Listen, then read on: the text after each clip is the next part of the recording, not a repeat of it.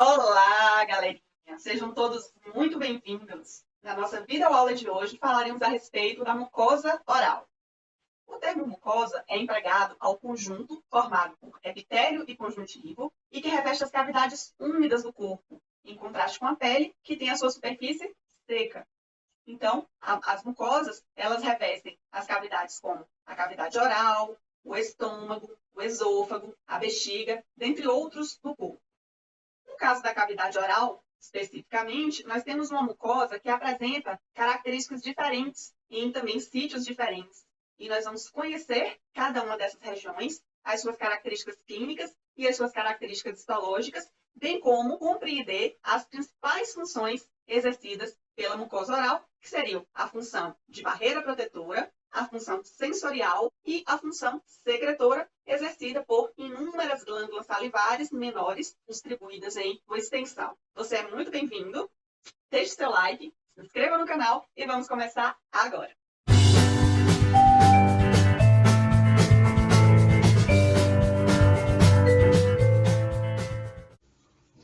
Bem, pessoal, aqui nós temos uma ilustração, né, que nos mostra as várias localizações da cavidade oral, que, à exceção da coroa dos dentes, encontra-se recoberta por este tecido denominado de mucosa oral. Tá? Então, a mucosa oral ela reveste toda a extensão da cavidade oral, não recobrindo apenas a coroa dos dentes, certo? Essa estrutura, ela é uma estrutura recoberta por uma mucosa, porque nós consideramos as mucosas a estrutura tecidual que reveste cavidades úmidas. Essa estrutura tecidual, ela tem as mesmas características da estrutura da pele, com a exceção da presença dos anexos cutâneos, que estão apenas na pele, e nas mucosas nós não temos os anexos cutâneos, como pelos e unhas, por exemplo, tá? Mas, exceto estes anexos, os constituintes da mucosa são muito semelhantes aos da pele, porém, quando essa estrutura está revestindo uma cavidade úmida, nós denominamos este tecido de mucosa, tá? Então, nós temos várias mucosas no nosso corpo, por exemplo, a mucosa estomacal, a mucosa intestinal, a mucosa vaginal, e nós vamos aqui estudar especificamente, né, o início, né, do trato digestivo, que é a mucosa bucal. Esta mucosa, a mucosa oral, ela é uma estrutura, obviamente, que se mantém úmida, é uma condição para que nós consideremos como mucosa, e a umidade ela é oriunda da produção principalmente das glândulas salivares, certo? Então, as glândulas salivares produzem o principal constituinte que umedece a cavidade oral, certo? E, portanto, umedece a mucosa oral. Essa estrutura, ela é uma estrutura que tem características diferentes em locais diferentes e nós vamos abordar essas diferenças aqui ao longo, né, da nossa explanação e aí nós vamos verificar que essas diferenças elas estão bastante relacionadas com a função atribuída a cada uma dessas áreas da mucosa oral que vai revestir cada espaço anatômico aí desta estrutura que é a cavidade oral, tá? Então, para frente, nós vamos aí abordar essas características teciduais e os componentes que estão envolvidos nesses tecidos que fazem com que essa estrutura vá, em cada local, se adaptar à função que cada um desses locais estão realizando. Se nós levarmos em consideração as características anatômicas, nós podemos, com a boca fechada, delimitar dois espaços, que são espaços virtuais, certo? Eles estão delimitados pelos arcos dentários. Então, desta forma, o espaço que está localizado antes dos arcos dentários representa um espaço menor e anterior, que é denominado de vestíbulo. O vestíbulo é o espaço que é delimitado pelo fechamento dos arcos dentários, estão anteriores a esses, e nós vamos fechar esse espaço selando os lábios, ou seja, aproximando o lábio superior do lábio inferior, ok? Então, este espaço ele é revestido pelas mucosas dos lábios e das bochechas de um lado, para frente, e pela mucosa alveolar e da gengiva do outro lado, certo? E o outro espaço dos dois mencionados, nós vamos ver aqui na sequência. Bem, aqui nós estamos então diante do segundo espaço virtual, que fica posterior aos arcos dentários e é denominado de cavidade oral propriamente dita. Tá? Então, a cavidade oral propriamente dita ela é o espaço maior e ela é revestida anterior e lateralmente pela gengiva, né, a mucosa gengival. Nós, inclusive, já abordamos aí uma parte dos estudos referentes à região da gengiva que forma o periodonto de proteção, mas nós vimos que a gengiva se constitui, na verdade, por três porções distintas, né? Pela gengiva livre ou marginal, pela gengiva papilar ou interdentária e pela maior porção da gengiva, que corresponde à gengiva inserida. Então, esta região total de gengiva, ela forma a região anterior e lateral da mucosa, que forma a cavidade oral propriamente dita. Na sua parte superior, nós temos a mucosa que forra os processos palatinos, que é a mucosa palatina. Na parte inferior, a mucosa que forra tanto o dorso da língua, que é a região de cima da língua, quanto o ventre, que é a região da língua que está em contato com a região do assoalho da boca, que também é uma região da mucosa, a que cobre o assoalho da boca.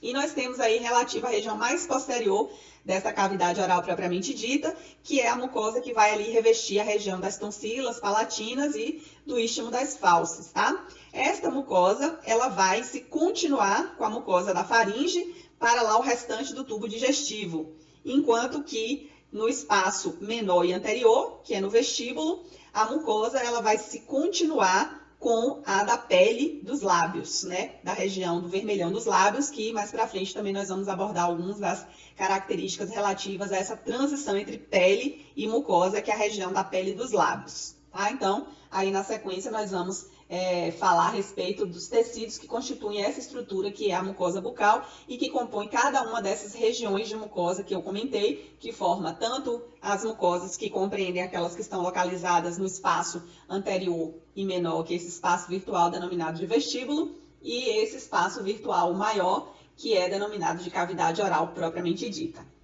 Bem, pessoal, em termos de constituição, a mucosa bucal ela é constituída por dois elementos. Um deles é o epitélio e o outro é o tecido conjuntivo que está aí abaixo do epitélio, que no caso de mucosas recebe o nome de lâmina própria. Então, é uma lâmina própria de tecido conjuntivo.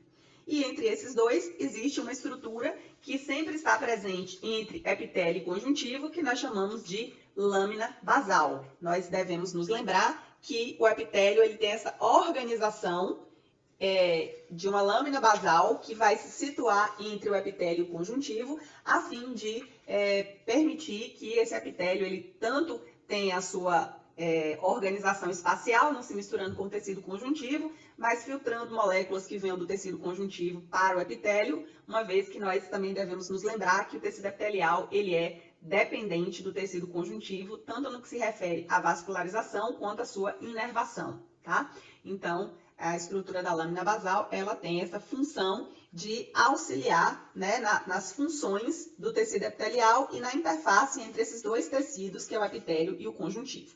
Tá? Então, a superfície da cavidade oral tem esses elementos que são similares aos da pele, como eu já comentei, a pele que reveste externamente o corpo. Só que, como também já comentei, ela não tem, no caso da mucosa, ela não tem os anexos cutâneos, certo? Então, por revestir essa cavidade úmida, é que essa estrutura que aí reveste a cavidade oral, ela é denominada de mucosa oral. Então, se nós formos comparar as estruturas, o epitélio oral e a lâmina própria, elas estão equivalentes, respectivamente, na pele, a região do epitélio da pele, que nós denominamos de epiderme, e no caso da mucosa, é chamado de epitélio da mucosa, e no caso, epitélio da mucosa oral, e a lâmina própria, ela é equivalente a derme, que no caso de mucosas, nós devemos nos lembrar que nas mucosas, o tecido conjuntivo não recebe a nomenclatura de derme, mas recebe o nome de lâmina própria. Então, essas estruturas, elas são equivalentes, respectivamente, certo? Em algumas regiões da boca, há também uma estrutura denominada de submucosa, certo? E quando essa submucosa ela está presente, ela está localizada abaixo da região da lâmina própria. E o que a gente vai encontrar na submucosa é predominante glândulas e também tecido adiposo. E aí, no caso, a submucosa, ela corresponde à terceira camada da pele, ou seja, ela tem uma equivalência com a terceira camada da pele, que é a hipoderme, que é a área de tecido adiposo que está aí abaixo da derme. Então, essas são as características de constituição histológica da estrutura denominada de mucosa oral. Bem, vamos falar então da estrutura do primeiro dos tecidos que compõem a mucosa, que é o mais superficial deles, que é a estrutura do epitélio da mucosa. Esse epitélio da mucosa, ele é, em toda a extensão, ele é sempre do tipo estratificado e pavimentoso. Conceitualmente, os epitélios estratificados são aqueles formados por mais do que uma camada, ou mais do que um estrato. E os epitélios estratificados, quanto à forma, eles são classificados pela forma das células que estão localizadas na camada mais superficial. Então, quando essas células da camada mais superficial, elas são achatadas, então nós dizemos que este epitélio, ele, quanto à forma, é do tipo pavimentoso, ou também chamado de escamoso. Então, por esta razão, o epitélio que reveste a mucosa bucal em toda a sua extensão, ele é do tipo estratificado e pavimentoso, certo? Na maioria das mucosas, os epitélios estratificados, eles são pavimentosos do tipo não queratinizados. Porém, na mucosa oral, nós temos regiões de epitélio que do tipo não queratinizado e nós temos outras regiões de epitélio queratinizado. Então, nós temos algumas peculiaridades em relação ao epitélio da mucosa bucal e nós vamos aí detalhar em quais locais e por que razão que ocorre a queratinização de algumas regiões e em outras o epitélio ele permanece como sendo do tipo não queratinizado, certo? Este epitélio ele tem esta classificação principalmente devido à organização e à presença do tipo de célula mais numericamente maior no epitélio, que é a célula denominada de queratinócito. Tá? Então, na sequência, eu vou abordar as características dos queratinócitos, que fazem com que a gente, então, classifique esse epitélio como sendo estratificado e pavimentoso. E, ao falar dos queratinócitos, nós estaremos também abordando características fisiológicas, né? Ou seja, características de funcionamento normais deste tecido, que é o tecido epitélio da mucosa. Bem, então aqui nós temos um esquema que ilustra a célula que está presente no epitélio, representando quase que 90% da população de células do tecido epitelial, que são denominadas de queratinócitos. Os queratinócitos ou ceratinócitos, eles recebem esta nomenclatura graças ao fato de eles estarem relacionados com a síntese de uma proteína de defesa mecânica do epitélio, que é denominada de queratina. Então, o queratinócito é uma célula apta ou competente para produzir esta proteína denominada de queratina. Em algumas regiões, os queratinócitos produzem muita queratina e o epitélio se torna queratinizado, e em outras regiões o epitélio produz uma quantidade muito pequena de queratina e nessas localizações o epitélio é considerado como não queratinizado. É a fisiologia dos queratinócitos a principal responsável pelas características do tecido epitelial, certo? Então, por causa dessa função de forramento do epitélio, essas células elas se proliferam constantemente, mas essa proliferação ela vai se dar com velocidades variáveis. E esta velocidade ela vai variar segundo a localização da mucosa.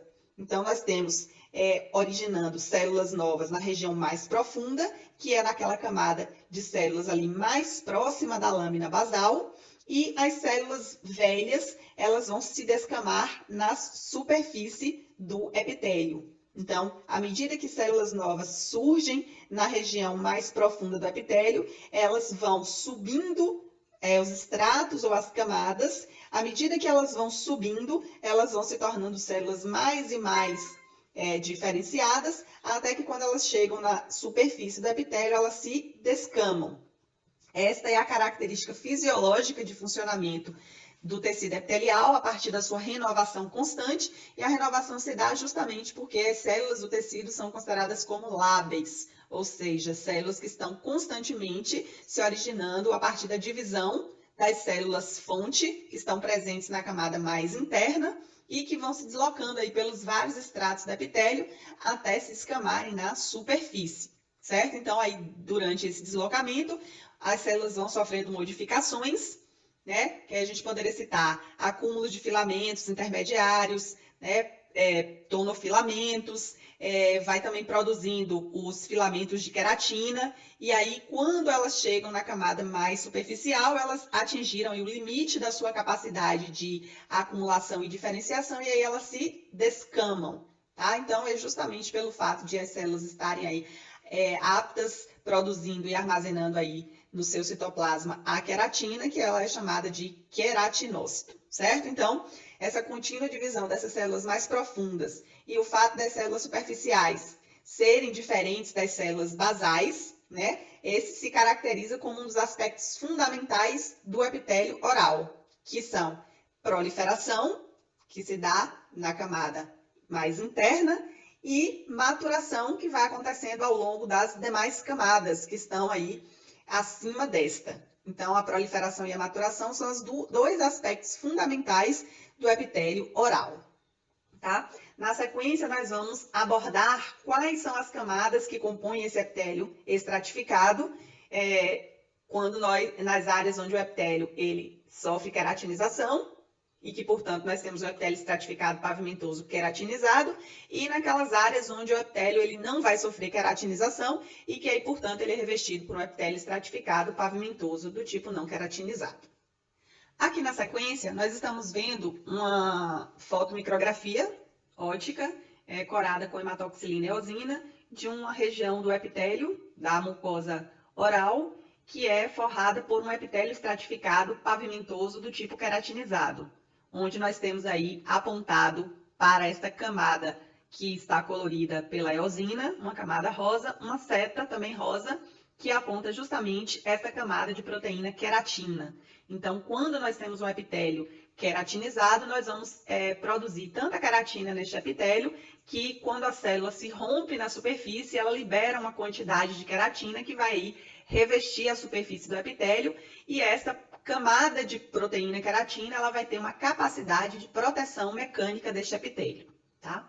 Bem, quando o epitélio ele é estratificado, pavimentoso e queratinizado, significa dizer que ele é composto por estratos ou camadas, cuja camada mais superficial ela é achatada ou pavimentosa, ou também escamosa, certo? Então, isso nós estamos falando de forma. Então, as células elas vão modificando a sua característica morfológica desde a camada mais interna até a camada mais superficial, certo? E é importante que se diga que uma camada de células não representa uma linha de células, mas representa um grupamento de células com características semelhantes e que vão constituir uma camada ou um estrato, certo? No caso de um epitélio estratificado pavimentoso e queratinizado, aí que nós encontramos em algumas regiões da mucosa oral, ele possui 4 camadas com características diferentes e por causa disso, ele é formado por 4 camadas, certo? Essas camadas, elas são de dentro para fora a camada basal, depois a camada espinhosa, depois a camada granulosa e a mais superficial de todas, onde a célula se encontra com maior nível de achatamento, que é a sua camada córnea, certo? Sobre a camada córnea, nós temos aí também uma quantidade de proteína queratina que está localizada recobrindo as células da camada córnea, certo? Essa camada ela não é de células, ela é uma camada proteica, que é de queratina, certo? Então, nós vamos aí detalhar como que as células elas vão estar em cada uma dessas camadas, iniciando pela mais profunda. Então, esta camada de células que está localizada na sua região mais profunda, ou seja, a que está adjacente à lâmina própria, que é denominada de camada basal, é, na verdade, formada por cerca de 1 até 3 camadas de células. E ela constitui o que a gente chama de estrato germinativo do epitélio, ou estrato progenitor. Ou seja, as células que estão aí, elas têm a capacidade de se manterem em constante divisão celular, certo? Então, esse estrato germinativo, ele é o responsável pela renovação das células deste tecido, certo? Então, após a divisão, Algumas dessas células vão permanecer como células-fonte, aí nessa camada basal, enquanto outras células filhas elas vão se deslocar na direção da superfície deste epitélio até se descamar aí na superfície, certo? Então, estas células aí, enquanto estão compondo esta camada mais interna, que é a camada basal, elas têm características similares entre si, até passarem a compor a segunda camada, que está acima desta, que é chamada de camada espinhosa, tá? Bem, na camada basal, quando nós temos mais que uma fileira de células, por assim dizer, aquela mais profunda de todas recebe o nome de estrato basal propriamente dito, e as outras constituem o estrato suprabasal. Então, o estrato basal propriamente dito e o suprabasal compreendem a camada basal, que é a camada mais interna de um epitélio estratificado, pavimentoso, queratinizado. Acima do estrato basal, ou seja, o estrato que se segue aí, ou a camada que se segue à camada basal, e aí eu estou me direcionando em relação à superfície, é constituído por células que têm um aspecto mais arredondado ou mesmo poliédrico, ou seja, com vários lados, certo? O que chama a atenção nas células que compõem esta segunda camada é a presença de uma grande quantidade de junções intercelulares que são denominadas de desmossomos. Então, os desmossomos são junções intercelulares que têm função de aderir às células vizinhas entre si e são muito comuns no tecido epitelial e muito importantes para que o tecido epitelial exerça uma boa função de revestimento. À medida que as células são difíceis de serem afastadas entre si, ou seja, que estão bem unidas por meio de desmossomos, nós temos um revestimento mais seguro, certo? Então, quando nós realizamos os cortes histológicos, nós vamos preparar histologicamente o tecido epitelial. Geralmente, na fase em que nós utilizamos vários banhos de álcool, nós vamos desidratando o tecido epitelial. E a gente vai desidratando a peça histológica. E essa desidratação faz com que uma característica se estabeleça aí na região desta camada, que é a camada espinhosa, que é justamente as células se separam entre si, exceto nos locais onde existem os desmossomos. Então, os desmossomos eles continuam unindo as membranas das células vizinhas, como se formassem umas pequenas pontes entre as células, que quando se olha na microscopia óptica, elas parecem espinhazinhas entre uma célula e outra célula. E aí, por conta dessa característica, né, de uma grande quantidade de desmossomos na camada espinhosa e do aspecto que os desmossomos adquirem de espinhas nos preparos histológicos, esta camada recebeu essa denominação de camada espinhosa, certo? Então, esta é a segunda camada de um epitélio estratificado pavimentoso do tipo queratinizado, tá? Acima dessa camada espinhosa, o que vai acontecer com as células? Elas vão aumentando, né, a síntese dos seus constituintes e eles vão se tornando maiores, certo? Embora elas se tornem células maiores, elas vão se tornando mais achatadas, porque as de baixo empurram elas para cima e as de cima comprimem elas para baixo. Então, nos cortes histológicos, você não vai ter esta impressão de que elas são maiores porque elas estão achatadas, mas na verdade o volume das células da camada acima da camada espinhosa é de fato maior do que aquelas da camada espinhosa, certo? Então, por elas serem achatadas, o longo eixo vai ficar paralelo à superfície do epitélio, certo? Então, no citoplasma, o que vai se destacar nessa camada e acima da camada espinhosa é uma grande quantidade de grânulos que são possíveis de serem visualizados já na microscopia óptica. Então, em cortes histológicos cuidadosamente preparados e cuidadosamente corados, nós vimos nesta camada, acima da camada espinhosa, que no citoplasma da célula vai existir uma grande quantidade de grânulos de querato e alina.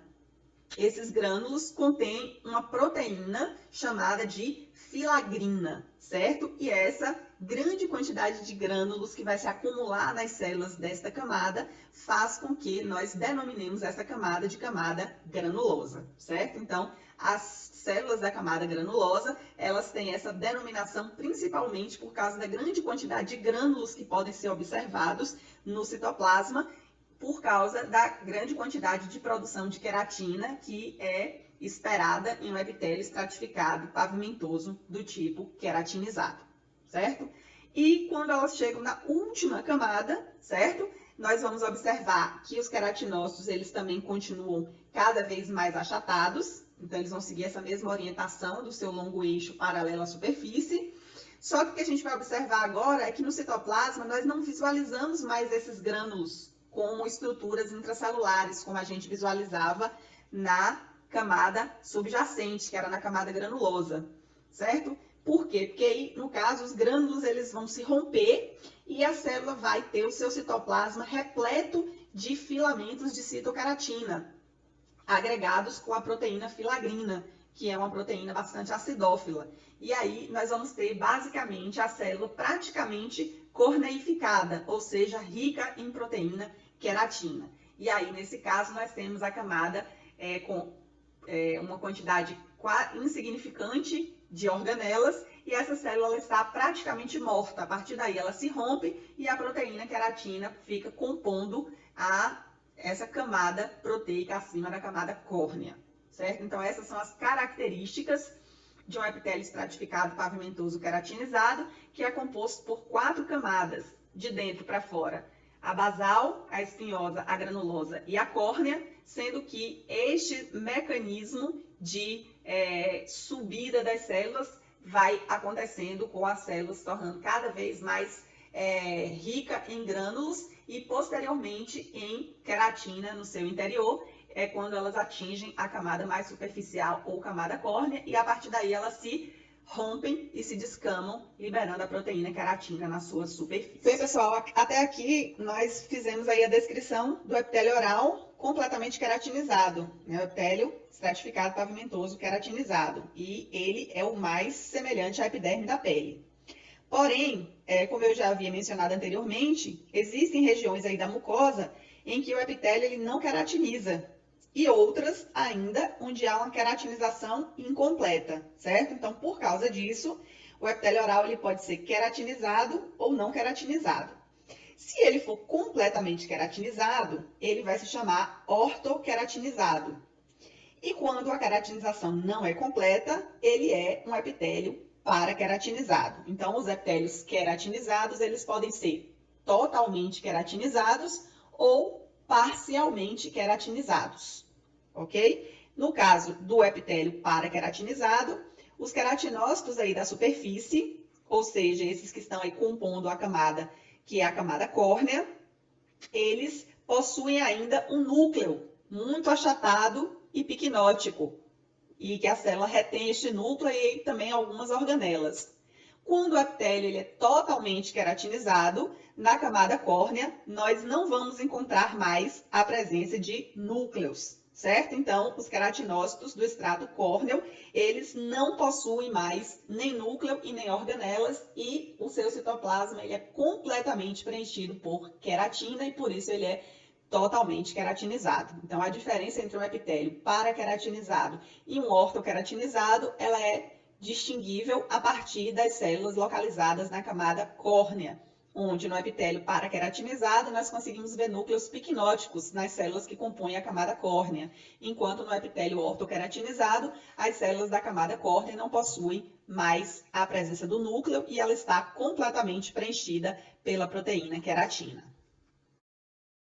Bem, o epitélio oral não queratinizado, ele apresenta o mesmo padrão de estratificação que foi descrito para o epitélio do tipo queratinizado. Porém, nós vamos encontrar algumas diferenças, certo?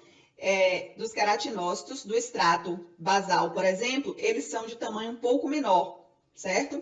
Então, nós temos também o estrato basal como sendo o estrato mais interno de um epitélio estratificado pavimentoso não queratinizado, porém, o que nós vamos observar de diferente nessas células da camada basal são com relação ao tamanho das células que estão aí nesta localização, tá? A camada acima da camada basal também é similar para os epitélios queratinizados e não queratinizados e é chamada de camada espinhosa.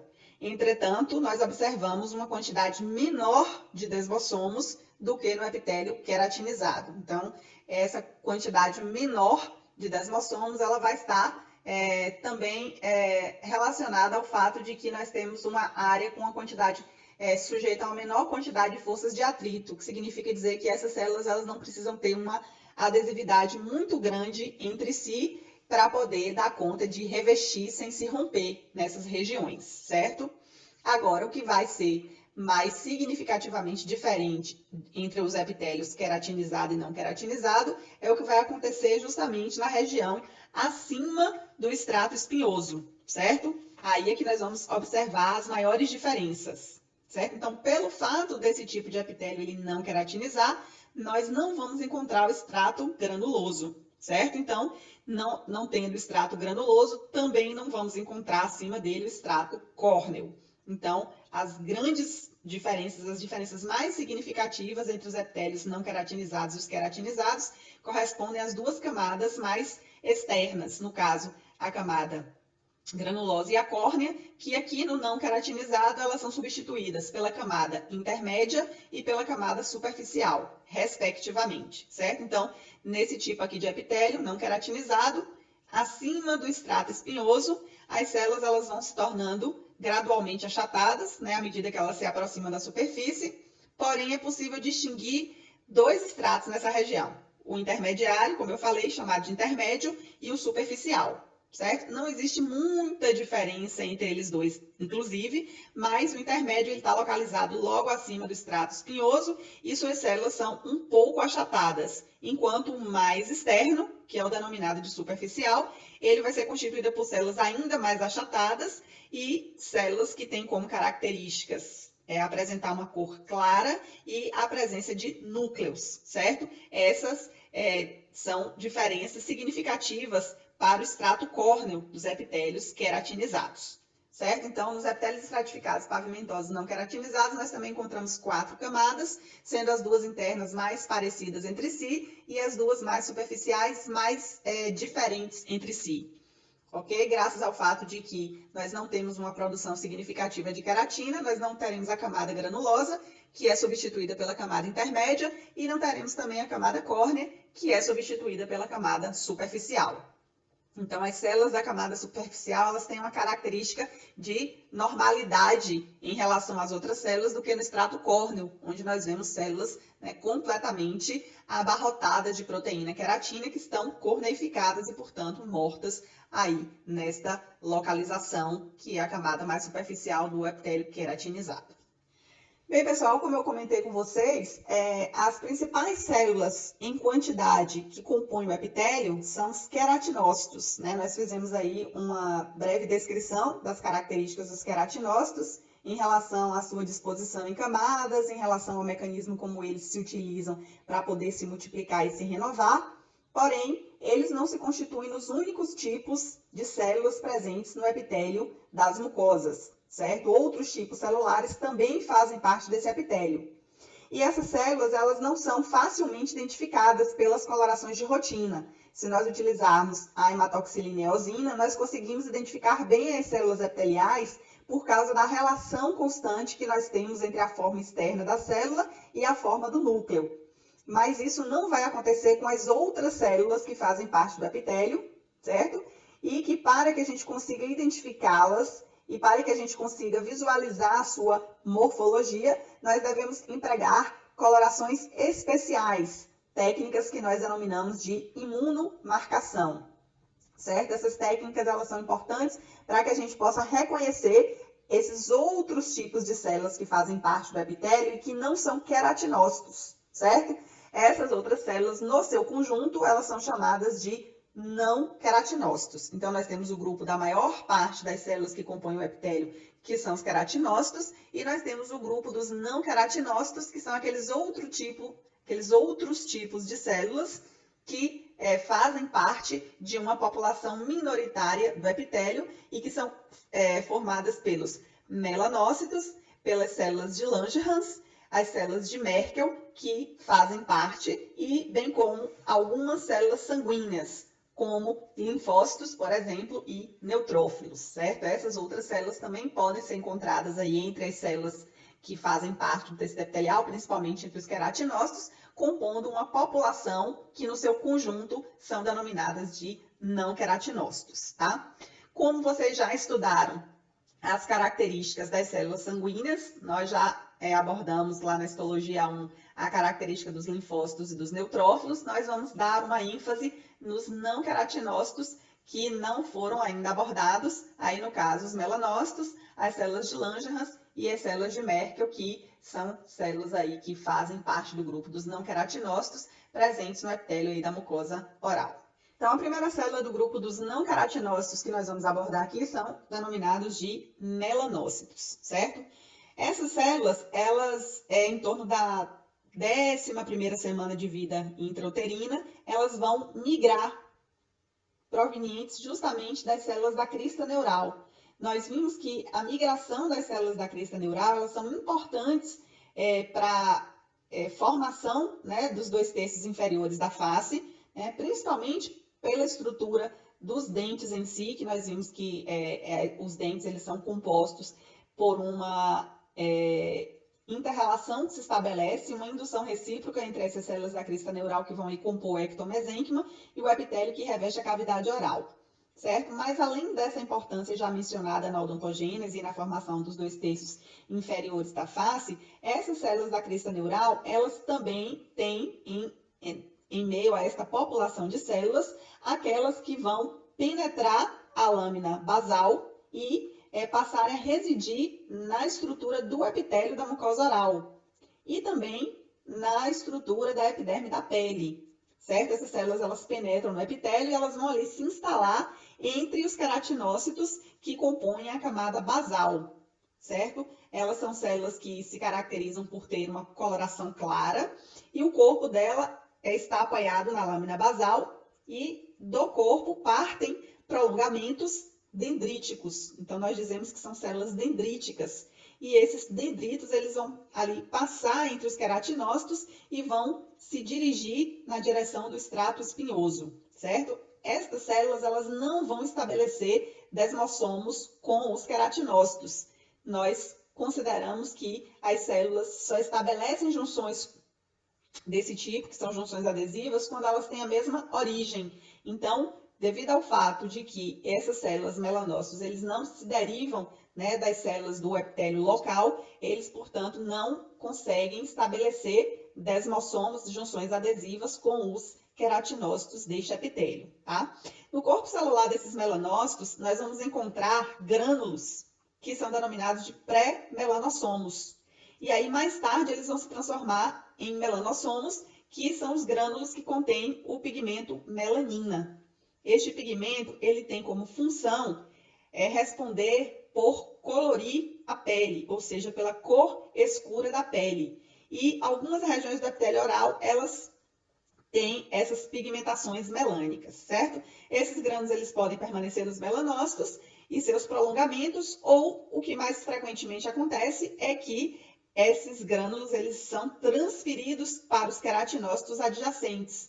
E aí, quando eles são transferidos para os queratinócitos adjacentes, eles vão subindo, à medida que os queratinócitos vão subindo as camadas, a pigmentação ela também vai subindo e ela vai sendo visualizada superficialmente. Então, essa transferência do pigmento do melanócito para o queratinócito está diretamente relacionada com a cor da pele da pessoa. Então, quanto maior a taxa de transferência, maior a pigmentação da pele, certo? Vários estudos determinam que o número de melanócitos ele não é variável entre pessoas de pele clara e pessoas de pele escura, mas a diferença que existe na tonalidade da pele está relacionada à atividade das células em si. Então, se o indivíduo ele tem melanócitos que produzem menos melanina, a pele terá uma cor mais clara. E se os mesmos melanócitos tiverem uma alta atividade de síntese de melanina, a pele será mais escura, certo? E, embora a gente não saiba especificamente qual é o papel dessa pigmentação, certo? Na mucosa oral, já que na pele ela tem uma função bem definida, que é a de proteger a pele da radiação ultravioleta do sol, certo? Mas na mucosa oral não é conhecida. Talvez tenha uma função aí de ser um atuante contra radicais livres, que é uma das funções da melanina. Mas em termos de pigmentação melânica, não se sabe especificamente por que motivo as mucosas orais, elas, em algumas localizações, principalmente na gengiva, elas se tornam pigmentadas. Bem, o segundo tipo de não queratinócito que nós vamos abordar aí são as células de Langerhans. Tá? As células de Langerhans também são células dendríticas. Elas, como os melanócitos, aparecem no epitélio oral por volta da mesma época de vida embrionária. E eles também são desprovidos dos desmossomos, o que também implica dizer que são células de origem diferentes. Então, as células de Langerhans também não se originam do epitélio local, certo? Essas células, na verdade, elas se originam na medula óssea e aí elas vão migrar pela circulação sanguínea na forma de monócitos e aí elas vão atravessar os vasos sanguíneos, atravessar a estrutura da lâmina basal e vão aí adentrar o epitélio e vão escolher a região do estrato espinhoso do epitélio oral para adquirir essa morfologia, que é a morfologia que a célula adquire aí no epitélio, que é a morfologia dendrítica da célula de Langerhans, certo? Essas células, elas vão ter função de apresentadora de antígeno, certo? Assim como os macrófagos dos tecidos conjuntivos. Porém, aqui elas não vão ter capacidade fagocitária por si só, né? Então, elas vão englobar e vão fazer a apresentação parcial de antígenos e, por conta disso, elas são células que compõem o sistema fagocitário mononuclear, tá? Elas são células encontradas em todas as regiões do epitélio oral, porém, existe um local do epitélio oral onde nós não encontramos as células de Langerhans, que é no epitélio juncional. E, por causa dessa característica de ser uma célula de defesa, elas são mais numerosas nos epitélios que têm uma permeabilidade aumentada, como aqueles que revestem ali o assoalho da boca e a porção ventral da língua. Bem, na sequência nós vamos abordar as células de Merkel, como aí sendo componentes também do grupo dos não queratinócitos, certo? Essas células, diferente dos melanócitos e das células de Langerhans, não são células consideradas como de aspecto dendrítico, certo? Essas células de Merkel, elas não têm, portanto, aqueles prolongamentos longos que caracterizam as células dendríticas. São células que estabelecem contatos com os queratinócitos por meio de desmossomos. E como eu comentei, nós acreditamos que a origem ela seja a mesma, porque apenas células de mesma origem são capazes de estabelecer entre si junções adesivas, certo? Essas células, que são as células de Merkel, elas vão se localizar no estrato basal, assim como os melanócitos, mas elas vão estar adjacentes a terminações nervosas.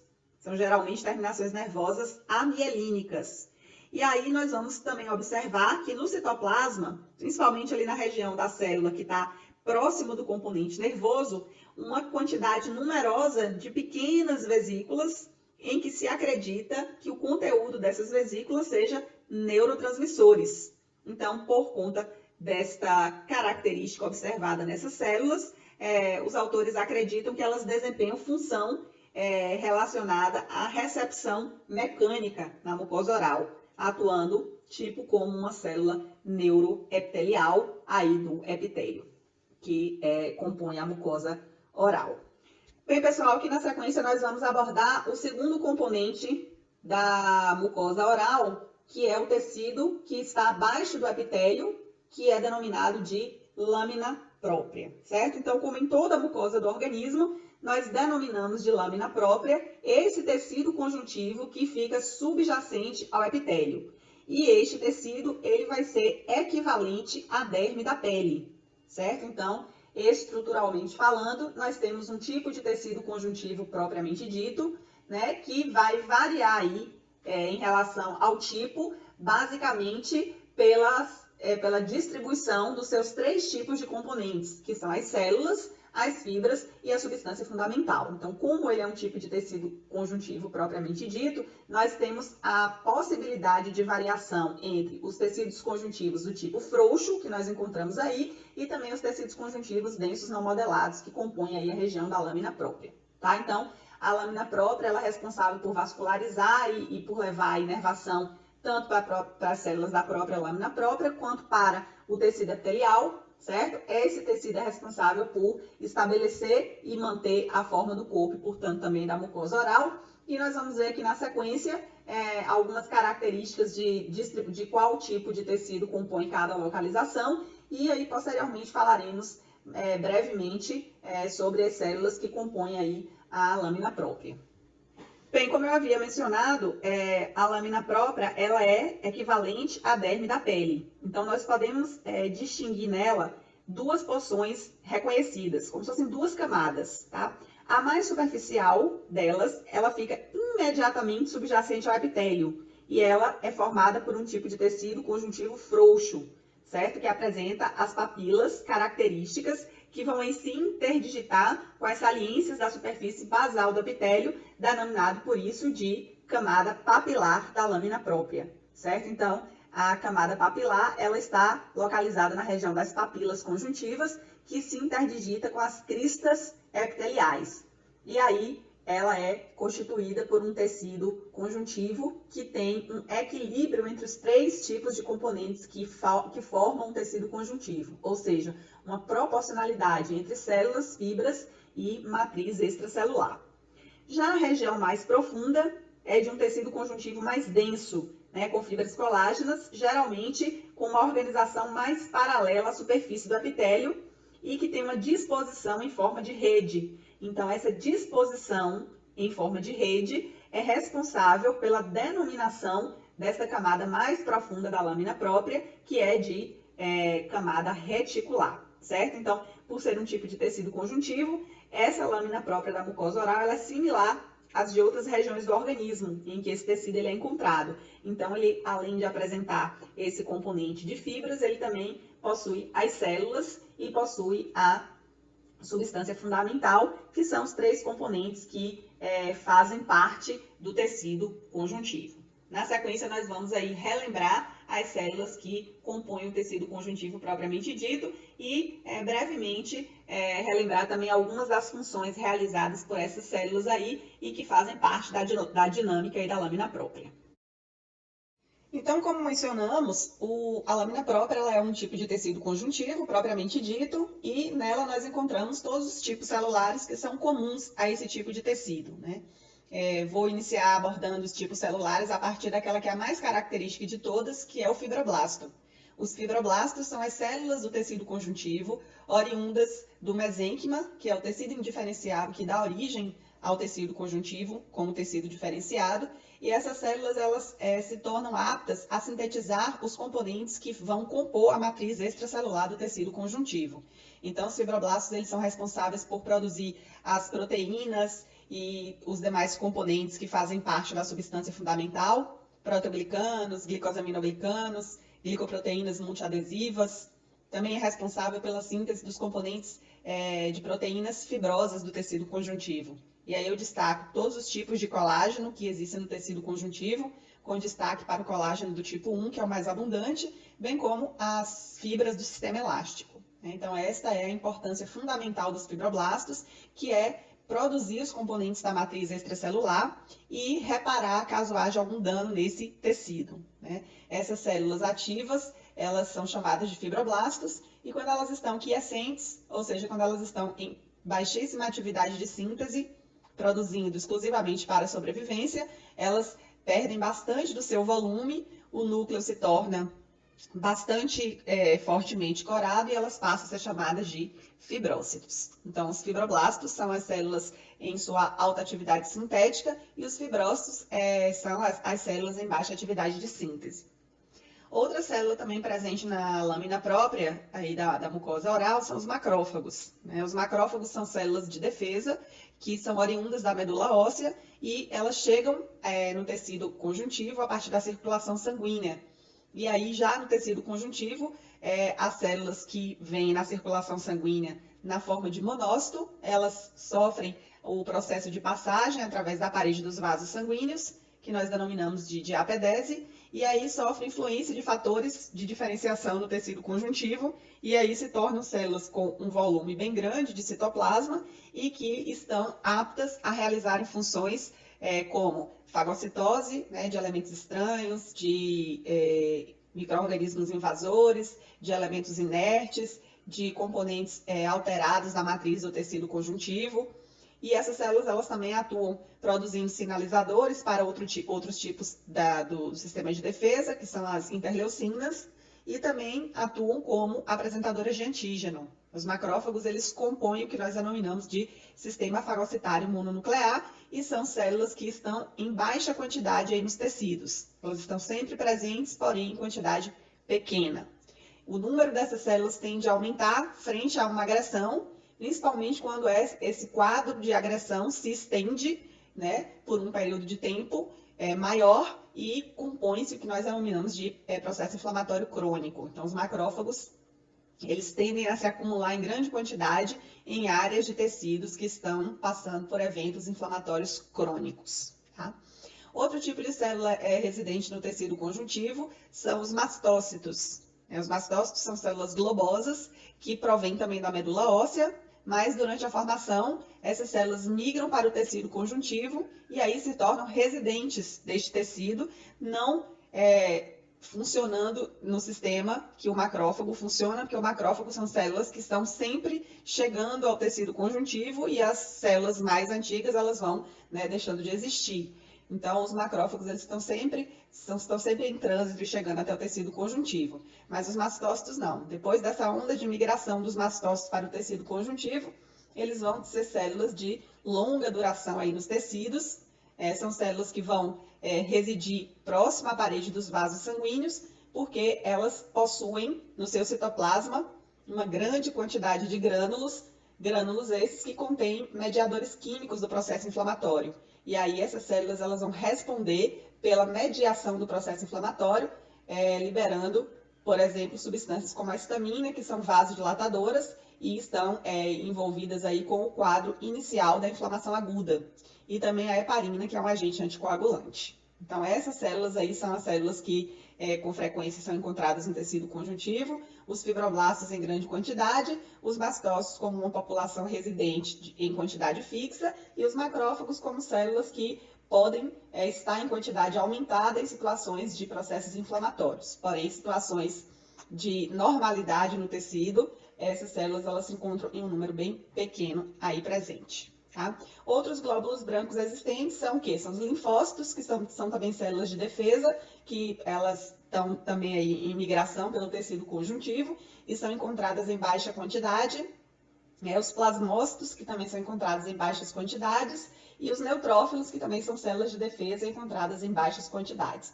Todas essas células, esses outros glóbulos brancos, em caso de um evento inflamatório, essas células elas tenderão a aumentar. No caso dos linfócitos, nós podemos ter aumento deles principalmente em situação de invasão por meio de antígenos, tanto os linfócitos quanto os plasmócitos. E os neutrófilos em situações de danos, principalmente envolvendo bactérias. E na cavidade oral, nós temos um microambiente bastante rico em fungos, em bactérias, em vírus menos comum, mas é possível. Então, essas células elas vão se acumular aí na mucosa caso haja algum evento lesivo produzido por esses patógenos, tá? Então, essas são as células que são componentes da população de células da lâmina própria da mucosa oral. Bem, embora que nós encontremos uma estrutura comum de mucosa oral nas diversas regiões, sempre formado pelo epitélio e pela sua lâmina própria, a mucosa oral ela vai apresentar algumas características particulares nas diversas regiões da boca, E aí, dependendo de questões como localização, como função desempenhada e como grau de mobilidade dessa mucosa, nós podemos encontrar 3 tipos diferentes de mucosa oral. Então, nós podemos encontrar uma mucosa caracterizada como sendo de revestimento, uma mucosa que é caracterizada como sendo do tipo mastigatória, e uma mucosa que recebe a denominação de mucosa especializada. Nós vamos ver em quais localizações e quais as características de cada um desses tipos e por que cada uma tem essas características que as tornam com características parecidas entre si ou diferentes dos outros tipos, sendo que isso está relacionado justamente com o que eu mencionei anteriormente: localização, função e grau de mobilidade. Então, vamos ver cada um desses tipos aí. Bem, em relação à classificação, abordamos aí que nós podemos encontrar 3 tipos diferentes de mucosa oral, e nós vamos abordar o primeiro tipo delas, que é denominada de mucosa de revestimento, certo? Esse tipo de mucosa, ele pode ser encontrado nas regiões da boca em que se necessita uma certa elasticidade dos tecidos para o desempenho das suas funções. Então, nós podemos citar a mucosa dos lábios, que é a mucosa labial, a mucosa que recobre a bochecha, chamada de mucosa jugal, a mucosa alveolar, né, que é essa mucosa que está ali no fundo do vestíbulo, as mucosas que recobrem o palato mole, a mucosa que recobre o assoalho de boca e a porção que está abaixo da língua, que nós chamamos de ventre lingual, certo? Todas estas possuem um tipo de mucosa de revestimento que se caracteriza por ser um tipo de mucosa revestida por um epitélio estratificado pavimentoso do tipo não queratinizado, ok? Então, nós vamos aí incorporar para esses tipos de mucosa de revestimento o fato de que todas elas são revestidas por um epitélio não queratinizado e elas não estão diretamente envolvidas com o atrito da mastigação. Ao contrário, elas estão em uma localização que demandam uma certa elasticidade para o seu funcionamento e as tornam similares nesse aspecto, fazendo com que elas componham o mesmo grupo. Tá? Então, vou fazer algumas observações que sejam pertinentes a esses tipos aí, que vão nos ajudar na nossa atividade clínica mais para frente. Tá? Então, vou começar abordando alguns aspectos aí da mucosa labial e da mucosa jugal, certo? Então, essas mucosas aí, a mucosa que reveste os lábios, que é a mucosa labial, e a mucosa que recobre as bochechas, que é a mucosa jugal, são contínuas, certo?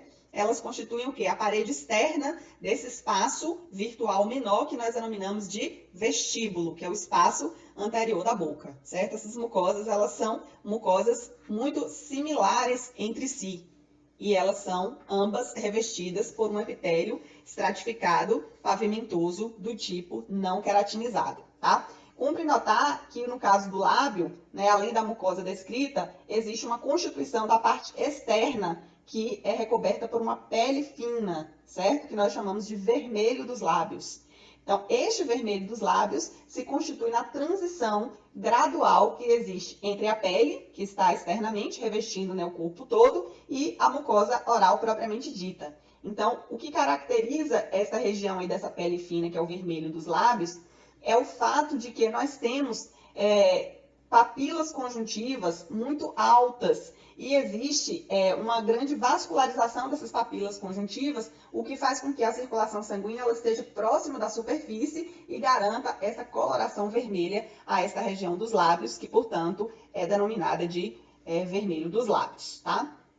No caso das mucosas alveolares, que é essa que recobre o fundo do vestíbulo, essa representa uma transição entre a mucosa do lábio, que foi a que a gente acabou de mencionar, e a mucosa jugal, que é a da bochecha, com a mucosa da gengiva, que recobre aí principalmente o processo alveolar. Então, essa mucosa jugal, ela apresenta uma grande mobilidade.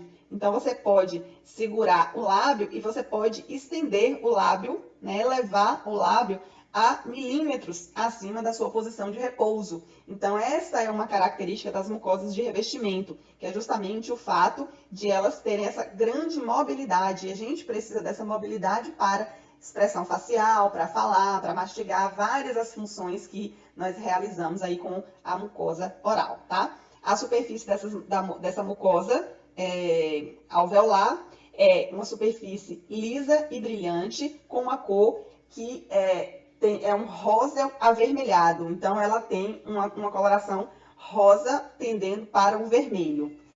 Então, aí nós temos que, na lâmina própria, existe uma grande quantidade de fibras elásticas, certo? E é justamente essa grande quantidade de fibras elásticas que vai ser responsável por determinar essa elasticidade, né, dessa porção aí da cavidade oral.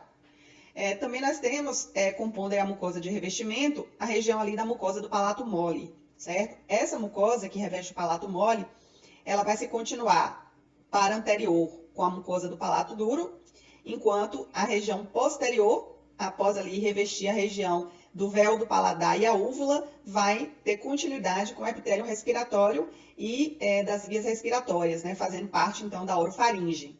Essa mucosa do palato mole, ela apresenta uma superfície que tem características lisa e com um ligeiro brilho, com uma cor rosa bastante intensa.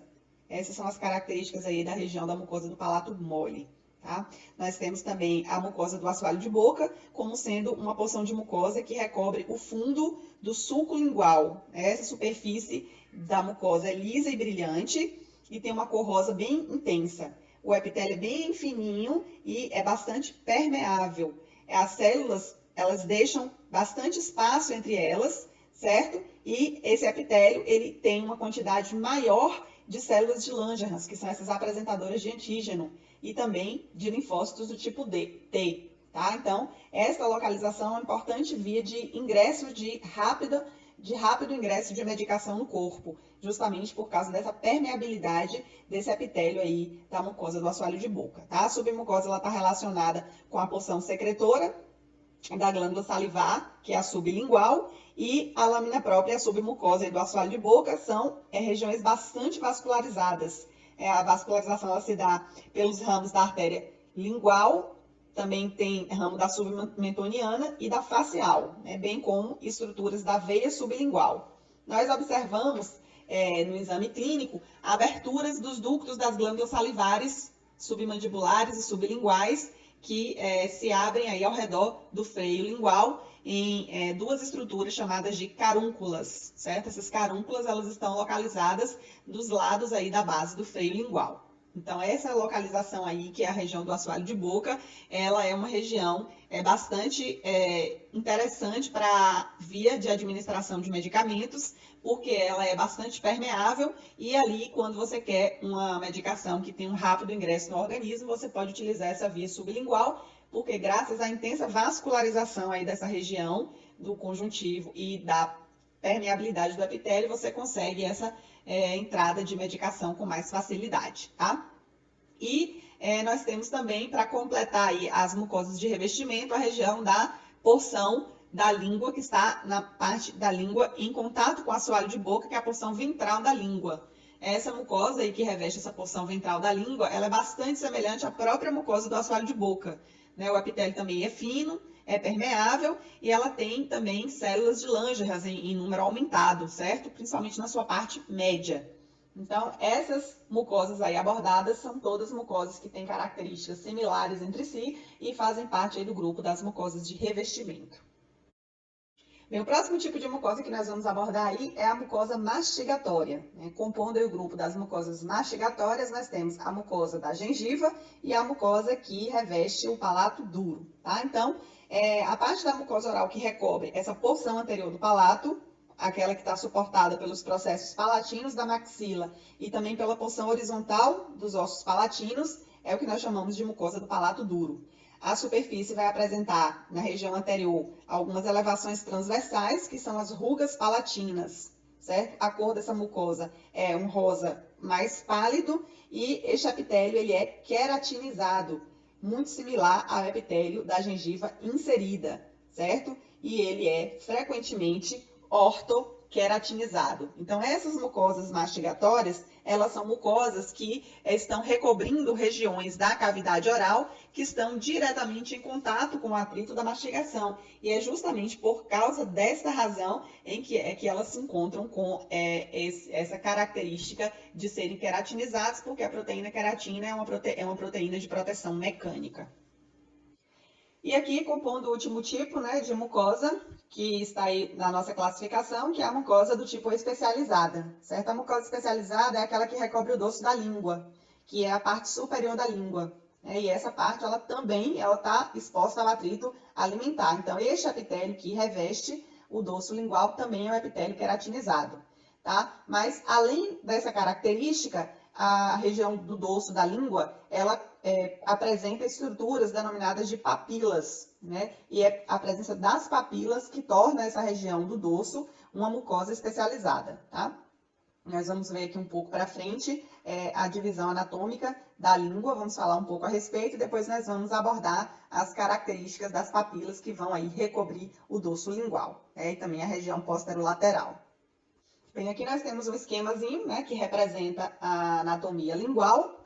A língua é um órgão muscular e ela, por causa dessa quantidade de fibras musculares, né, ela possui uma grande mobilidade e ela pode ser dividida em duas partes, né, a parte chamada de corpo, que é justamente a parte que fica dentro da cavidade oral, e a base. Então, o corpo da língua ele vai derivar do primeiro arco branquial e ele compreende cerca de 2/3 da região anterior da língua, tá? E a base, ela está lá relacionada com a região mais posterior, ali na região do istmo das fauces e das tonsilas palatinas, na região da orofaringe, tá? O limite entre essas duas partes é uma linha que a gente chama de V lingual, ou então sulco terminal. Então, a mucosa da base da língua, ela está quase completamente ocupada por tecido linfático. E esse tecido linfático constitui o que a gente chama de tonsilas linguais ou amígdalas, certo? E também por glândulas mucosas, certo? Essa mucosa aí, ela é um tipo de mucosa especializada, tá? Então, ela é totalmente a região ocupada por papilas, certo? Na região ali do V lingual, nós temos ali em torno de 8 a 10 papilas, denominadas de papilas valadas ou circunvaladas, também denominadas de caliciformes, certo? Essas papilas, elas estão aí na região do V lingual, distribuídas na região do V lingual, e são as maiores de todas, certo? As que são mais facilmente vistas no exame clínico. O restante da região do dorso da língua, ela é ocupada, em sua maior extensão, por papilas denominadas de filiformes, certo? E, além dessas papilas filiformes, entremeada a essas papilas filiformes, existem um grupo de papilas chamadas de fungiformes, tá? Então, no dorso lingual, a grande maior extensão são as papilas filiformes, entremeadas por algumas papilas fungiformes.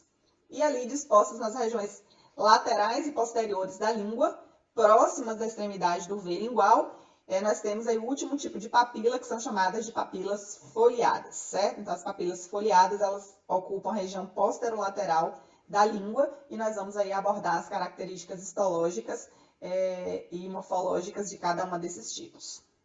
Aqui nós temos um corte histológico da língua, né, uma fotomicrografia corada com hematoxilina e eosina, onde nós visualizamos a língua e é possível visualizar nessa secção tanto a região do dorso, acima, quanto a região do ventre, abaixo. Então, veja que a superfície do ventre lingual, ela é uma superfície relativamente plana, ao passo que a superfície do dorso, ela é bastante cheia de papilas, que torna ela com essas irregularidades aí. Então, nós temos aí indicado pelo número 1, que são as papilas filiformes, que nós vamos comentar aqui em breve, e é justamente a presença dessas estruturas aí no dorso que tornam a língua um tipo de mucosa especializada, tá? E aí nós vamos aqui abordar mais para frente as características de cada tipo de papila e quais delas possuem as estruturas dos botões gustativos. E qual a localização os botões gustativos estão e podem ser encontrados. Então, como a gente havia dito,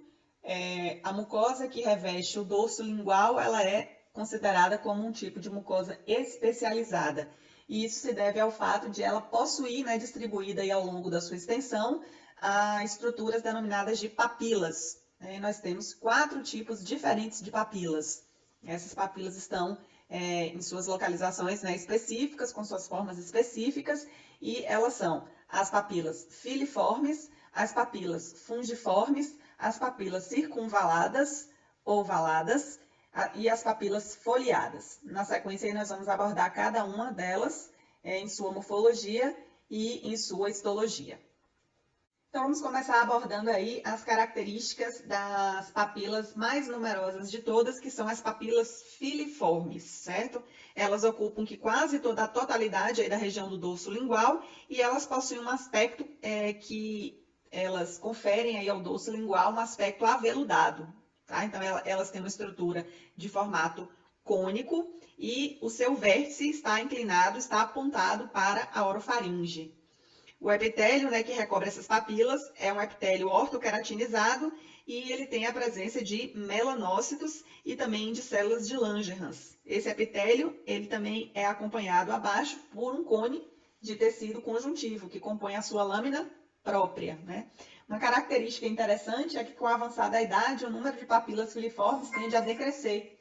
E aí, por causa disso, a língua, né, do idoso ela vai perdendo um pouco esse aspecto aveludado típico do dorso lingual e vai ganhando uma aparência mais brilhosa, tá? As papilas filiformes, elas têm também uma característica interessante, que é a presença de uma sensibilidade tátil, né? Elas são capazes de perceber uma sensibilidade tátil fina e isso faz com que a gente atribua a elas um papel mecânico durante a mastigação, tá? Essa percepção fina, tátil que ela tem, ela consegue com isso meio que amplificar em praticamente o dobro sensação de irregularidades possíveis que elas detectem aí na cavidade oral, onde elas tocam. Então, essas aí são as características. Aqui do lado esquerdo nós temos um esquema mostrando aí as papilas filiformes com seu formato cônico, recobertas na superfície pelo epitélio e suportadas abaixo pela lâmina própria. E aqui uma fotomicrografia à direita, mostrando a sua disposição, a grande quantidade de papilas filiformes que forram a região do dorso lingual. Aqui na sequência vamos abordar as papilas fungiformes, tá? Essas papilas elas têm essa denominação porque quem as descreveu pela primeira vez viu uma semelhança entre a forma da papila fungiforme e a forma de cogumelos, certo? Então, na região da superfície, né, na região superior, que corresponderia ao topo do cogumelo, ela é recoberta por um epitélio parcialmente queratinizado, ou seja, paraqueratinizado, e nessa localização nós temos a presença de estruturas denominadas de botões gustativos, certo? No centro da papila, o tecido conjuntivo, ele vai ser intensamente vascularizado e ele fica logo abaixo do epitélio. E isso é a causa de nós vermos essas papilas com uma cor vermelha, bastante característica. Então, nós vemos uns pontinhos assim vermelhos, que correspondem justamente às papilas fungiformes, entremeadas às papilas filiformes, que têm uma cor rósea. Então, a vascularização do conjuntivo das papilas fungiformes lhes dão um destaque mais, um tom vermelho mais intenso, que as tornam passíveis de se tornarem destacadas entre as filiformes, tá? Certo? Essas papilas, elas apresentam ramos terminais do nervo corda do tímpano, que inerva justamente a estrutura dos botões gustativos. Aqui na sequência, nós temos aqui as próximas papilas que nós vamos comentar a respeito, que são chamadas de papilas valadas, também denominadas de caliciformes ou circunvaladas, certo? Essas papilas, elas têm como característica não se sobressair acima do plano da superfície da mucosa. Então, ela vai ter uma parte superior que está no mesmo nível da superfície da língua, mas a base permanece em um plano inferior. Então, a base dela fica em um nível abaixo da superfície da língua, né? A característica principal justamente está relacionada com essa base dela, porque ela fica rodeada por um sulco circular, que é o válum, por isso que ela é chamada de valada, né? Então, esse válum, ele circunda justamente a base e o topo, que é a região mais alta da papila, é no nível da mucosa lingual, né? Do restante do dorso lingual.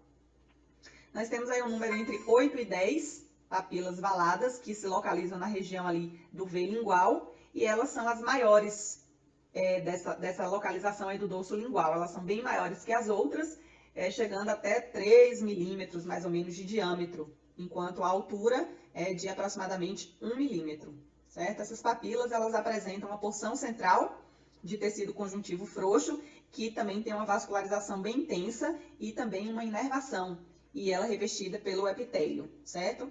Nós temos botões localizados nas superfícies laterais do epitélio, que fica próximo à região do fundo do sulco circular. Então, nessa localização, nós temos uma quantidade significativamente grande de botões, cerca de uns 100 botões por papila valada, certo?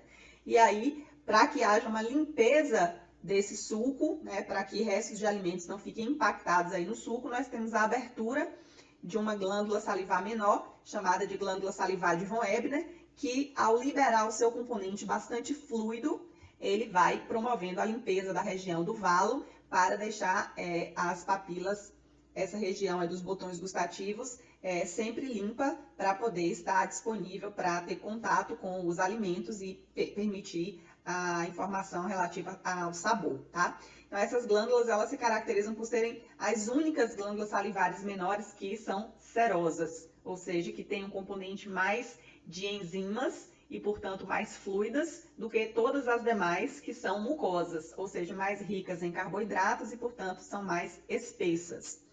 Então, essa glândula ela secreta seu conteúdo aí no fundo do sulco e aí o conteúdo fluido vai arrastando as partículas e os restos de alimentos que poderiam obstruir essa localização onde estão os botões gustativos. Então, essas características são características que nós podemos visualizar nessa fotomicrografia aí da esquerda, onde nós visualizamos essas regiões claras, onde estão nas paredes laterais das papilas circunvaladas, na região do valo, os botões gustativos.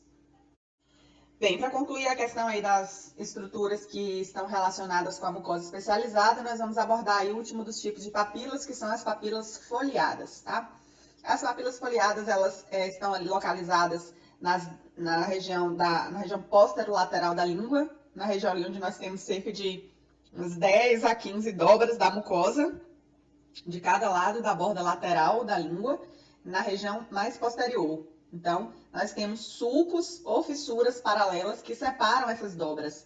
Na fotomicrografia à direita, dá para a gente observar aí como que elas estão separadas por esses sulcos e essas fissuras, tá? E nós vemos aí nas suas paredes laterais a presença dessas estruturas claras que compõem, que nós denominamos de botões gustativos. Então, nós temos botões gustativos nas papilas foliadas, nas papilas valadas e nas papilas fungiformes. E também uma última localização, onde nós temos também na região do palato mole. Nós vamos abordar na sequência o que seriam essas estruturas denominadas de botões gustativos. Bem, pessoal, aqui na sequência nós temos aí um esquema à esquerda, representando a estrutura dos botões gustativos, e uma fotomicrografia à direita, mostrando a região lateral de uma papila circunvalada aí na região do valo, onde estão apontadas 4 setas azuis, cada uma para a estrutura de um botão gustativo, tá? Então, esses botões gustativos, também chamados de corpúsculos gustativos, eles estão aí presentes justamente na extensão do epitélio que reveste, né, a região das papilas fungiformes, como nós já falamos, na região superior, e no caso desse aí que nós estamos vendo nas superfícies laterais das papilas valadas, e como nós já falamos e vimos na fotomicrografia passada, nas superfícies laterais das papilas foliadas. E como eu também havia mencionado, na região da porção anterior do palato mole, nós também encontramos estruturas assim como essas, que são os botões gustativos, né? Os botões gustativos são estruturas que se originam aí no epitélio mesmo, né? E eles têm um aspecto que lembra uma cebola.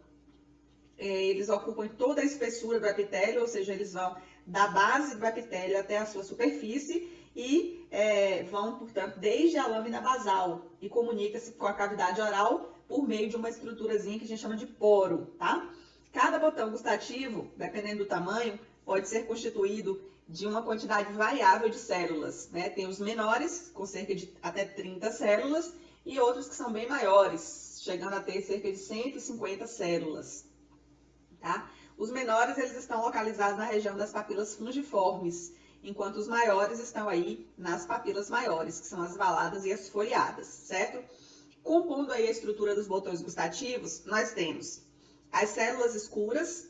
Então, nesse esquemazinho aí, nós temos uma alternância de células compondo essa estrutura que parece uma cebola, e nós vamos ver que algumas estão representadas em uma cor mais escura e outras em uma cor mais clara, tá? Então, as células que estão representadas em uma cor mais escura, elas são as células escuras, também chamadas de células do tipo 1. E elas se localizam mais na região da periferia, tá? Do botão. Elas secretam uma substância que vai preencher a abertura do poro e aí vai facilitar aí a captação dos estímulos gustativos.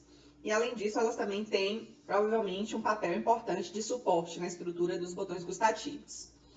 As células claras, elas são também chamadas de células do tipo 2 e a função delas não é muito conhecida e aí se atribui a elas uma aparente função de suporte.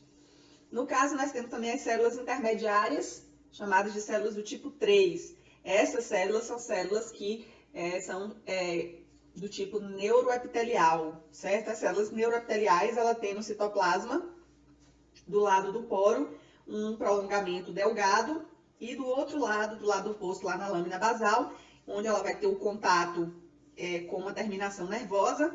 Na região ali do seu citoplasma, nós temos várias vesículas que contêm neurotransmissores, tá? Essas estruturas, que são os botões gustativos, eles apresentam um alto índice de renovação. E costuma-se aceitar que os botões gustativos respondem aos tipos de sabores segundo sua distribuição na língua.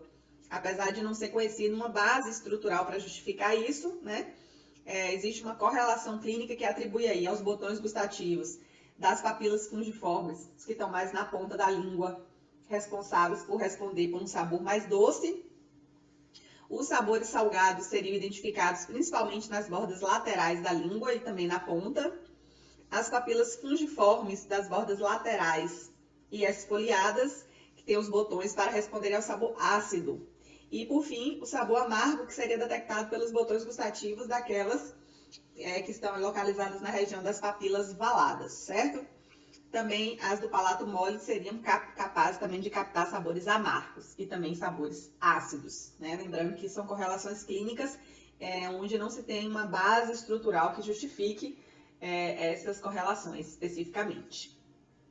Vamos aqui abordar brevemente a questão do suprimento sanguíneo e também do suprimento nervoso para a mucosa oral, tá? O suprimento sanguíneo, ele é um suprimento que é extremamente rico e vai ser derivado da carótida externa, principalmente pelos ramos maxilar, lingual e facial. Então, aí nós temos um esquemazinho mostrando, né, como se dá a vascularização a partir do seu componente arterial. Na sequência, nós veremos o retorno venoso, que acontece a partir de ramos que vão, né, desembocar ali na jugular interna. Vamos ver na sequência. O fluxo sanguíneo da mucosa oral ele é bem mais pronunciado do que na pele, né? E há variações, porém também de acordo com a região, como por exemplo na gengiva, que tem um fluxo mais intenso, tá?